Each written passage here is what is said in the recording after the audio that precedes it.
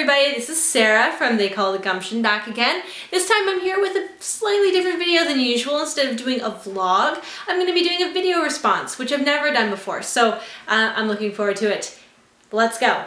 So last week, Rosianna, aka missxrojas here on YouTube, did a really interesting video in response to the panel that she was on, the Women in YouTube panel at VidCon. Now, I didn't get to go to VidCon this year, obviously, and it is a sad thing indeed. However, had I been able to go, I definitely would have been at this panel because it just sounds like it was awesome. So awesome, in fact, that apparently the vibe, the conversation, the discussion was all very, very awesome and positive and thoughtful, so much so that Rosianna thought, I've got to find a way to keep this momentum going and keep these discussions happening even after we've all left. So she developed the first annual Ladies Survey, and that's what this video is a response to. Let's go. Question number 1. Who are your favorite female YouTubers? Well, I think for starters, obviously Rosianna is a favorite of mine. She is brilliant, very eloquent. I love the things that she has to talk about, and I just love watching her videos. Number 2, I would have to say, is Megan Tonjes. She is kind of the person that inspired me to get into making videos in the first place. So I love everything that she does, and she would definitely be a favorite of mine. Hannah Hart. I am a big fan of Hannah Hart. I think she's delightful and funny, and I love My Drunk Kitchen, so definitely Hannah. Jessica Lee makes fantastic, really creative videos, and she just seems like such a vibrant, brilliant, beautiful person, both inside and out. I like her. I love her. And of course, Ms. Jenna Marbles. I was slow getting to the game where Jenna's concerned, but I adore her. I love her videos. And yeah, so those would be my favorite lady YouTubers. Question number 2. Who is your favorite female athlete? Well, with this question being in honor of the London Olympics that are coming up this summer, I think I'm going to give my response a bit of an Olympian flavor as well. I have 2 favorite female athletes, both of whom have been Olympians for Team Canada, because, you know, I'm patriotic that way. My first favorite female athlete would have to be Hayley Wickenheiser. Hayley Wickenheiser is a professional hockey player. She is in fact the first female to play hockey professionally for any sort of position other than goal. So she's a big icon here in Canada, and we love her very much. My second favorite female athlete would be Clara Hughes. She is both an Olympian cyclist and speed skater, and she has this really kind of cool rise to the top story where she really overcame adversity to get to where she is now, and she just is a really cool gal. So those would be my 2 favorite female athletes. Question numéro 3. What is your favorite book written by a female with a female protagonist? I would have to say, this one. When God Was a Rabbit by Sarah Winman. Ooh, foily cover. I actually read this one for the very first time this past spring. I know that critics are kind of at odds on how they feel about it, but I fell head over heels in love with this book. It just, I don't know, it's one of those books that just demands your attention, and it made me think, and it just filled me with all the feels. All the feels. Question the 4th. What is your favorite film written by a female with a female protagonist? So again, I have 2 responses to this one. The first of which would be Diablo Cody's Juno. Oh, ugh, the cover of this is so dirty and I don't know why. That's gross. Juno, I know, is a really popular film in general. I saw it for the first time at the Toronto International Film Festival. But I fell in love with it. I fell in love with the story, with Ellen Page as Juno, and the dialogue was obviously great. The writing, the subject matter, just, it's great. My second favorite film written by a female with a female protagonist, I offer up slightly less enthusiastically than I did Juno. Not because of how I feel about it, of course, but because I know you guys are going to judge me for it, but my second favorite would have to be Nancy Meyers' The Holiday. Yeah, that's right, I can sense you laughing from there. Whatever, I don't have to justify to you why I love this movie so much. Just know that I do. Kate Winslet is also in it, and I'd have to say that that's probably a really big reason as to why I love it. Next question! Question number 5. Who is your favorite fictional female character?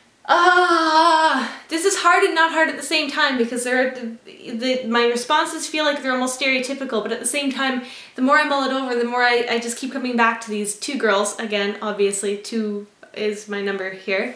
My first favorite female fictional character, it's like a tongue twister. Hermione Granger from the Harry Potter series. Bet you didn't see that coming, did ya? Ha! I grew up with Harry Potter and I grew up with Hermione. I was one of those smart, bookish girls who was a little bit offbeat, and I felt a kindred spirit in Hermione, and she taught me that that's okay to embrace that, to not be ashamed of that element of your personality. Being smart is not a bad thing. And I was also just inspired by her bravery and her loyalty to her friends, so Hermione was a big powerhouse for me growing up. And my second favorite fictional female character, again from literature, and again will probably come across as stereotypical, but Katniss Everdeen from the Hunger Games trilogy. When I first read the Hunger Games books, I devoured them, and more than even just the story, it was Katniss that did it for me.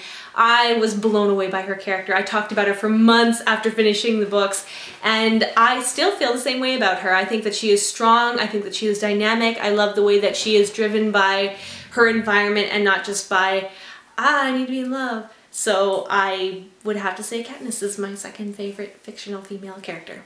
Whew, that's a lot of F. Question numéro 6. What do I think is the biggest challenge facing female online content creators, and do I have any suggestions on how to make it better? Oh, this is a big question. This is a difficult question in some ways, and it's one that I find narrowing my response to be rather difficult. But I suppose if I were to sum it all up in one word, I would say one of the biggest challenges facing female online content creators is resistance. I think where I'm really going with the idea of resistance as my theme, my thing here, is the idea of resistance against content created by women that pushes the envelope. When that content kind of steps over the boundaries of what we're used to as a society, how is it perceived? And unfortunately, in a number of cases, it's not very perceived that positively. And I'm thinking particularly of what happened to Anita Sarkeesian last month when she launched her Kickstarter campaign to help fund her Tropes vs. Women in Video Game series. If you're not familiar with what happened to Anita Sarkeesian, I will link a couple of articles down below, either in the post or in the description, wherever you're watching this. Make sure you go and check those out because it was a big deal. And if you're at all concerned with women's issues, especially pertaining to the internet, this is one of those case studies that you can't not know about. Now, Anita's case study is an extreme example. You know, it doesn't have to be that much hatred and that much angst and trolling and bitterness to fall into this resistance. It can be something very simple, it can be something very quiet, but I think that that is very damaging and really holds a lot of women back from exploring creatively when it comes to creating online content. As far as what I think can be done to help, I think just having the discussions and things like this annual lady survey is a really great place to start. I think in Anita's case, choosing to keep all the comments there, choosing to be open and honest with what was happening to her was important. I think all the people that wrote about it, I think all of the people who made video responses to it and shared their piece and talked about why what happened to her was so wrong is important. We need to instill methods of reacting positively. Even when your initial reaction to the content is negative, I think we need to try and, you know, encourage and nourish a way of responding that is constructive and not so harmful. That's a really long-winded way of responding to that question. That question was hard for me to really pinpoint, and this video is now going to be rambly because of my answer. Okay. Question number 7. Do you think that YouTube and the internet in general is better suited for helping to deal with the prejudices and problems that women face in the workplace and just in general than, say, traditional media like TV? Another really big and very good question, and I think my response is going to come as a surprise to some people, particularly the people that know me best, but I think my short answer to that question would be no. I think that YouTube, if we're going to focus on just YouTube for a moment, has a lot of power to highlight and showcase the incredible talent of women and their voices and particularly the issues that we face. I think that it is a very powerful tool, and I think it has already demonstrated that. I mean, not even just women. YouTube has been a great platform for any type of person that has felt marginalized in the past, be it women, LGBTQ communities, different ethnic backgrounds. This is a platform that anyone can take advantage of, and I think that that is a beautiful and brilliant and very powerful thing. With all this said, unfortunately, as much as those of us who live on the internet and thrive off of online content like to think that this is the world now, we can't dismiss the fact that traditional media, television in particular, is still very powerful and still has a lot of influence over our society. For example, if you were to walk down the street wherever you happen to live and talk to every single person that you meet and say, "Hey, have you seen the latest Jenna Marbles video? What did you think?" I can pretty much guarantee that about maybe 95% of them are going to be like, "Buh?" And that, unfortunately, is the reality we live in, is they will probably be able to tell you more about Kim Kardashian's life than they would Jenna Marbles. I think, regardless of how we might feel about it, it is still early, and that yes, as time continues to progress, the internet, YouTube is going to have more and more influence, absolutely. But I don't necessarily think that it is better suited. I think that these changes that are occurring on YouTube and in TV and traditional media are things that have to be happening together in tandem, starting now, continuing now.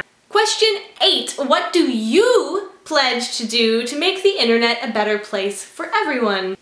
I would have to say that I am going to pledge to take action when I see very blatant examples of prejudice happening on the internet. I'd have to say that I agree with what Rosianna had to say about how we get really caught up in the free speech aspect of the internet and we hide behind that and allow things that are very harmful and potentially dangerous to just fly under the radar because we're saying, oh, it's the internet. And I think the best thing I can do is at least speak up when I see these things happening. Now, I'm not necessarily talking about picking a fight with every troll I come across, because I think that might be a losing battle. I don't think I'm gonna win that one. But I think having calm, level-headed conversations and discussions when I see it happening are a good step in the right direction. The other thing that I feel obligated to pledge to, as someone who teaches social media skills at a post-secondary level,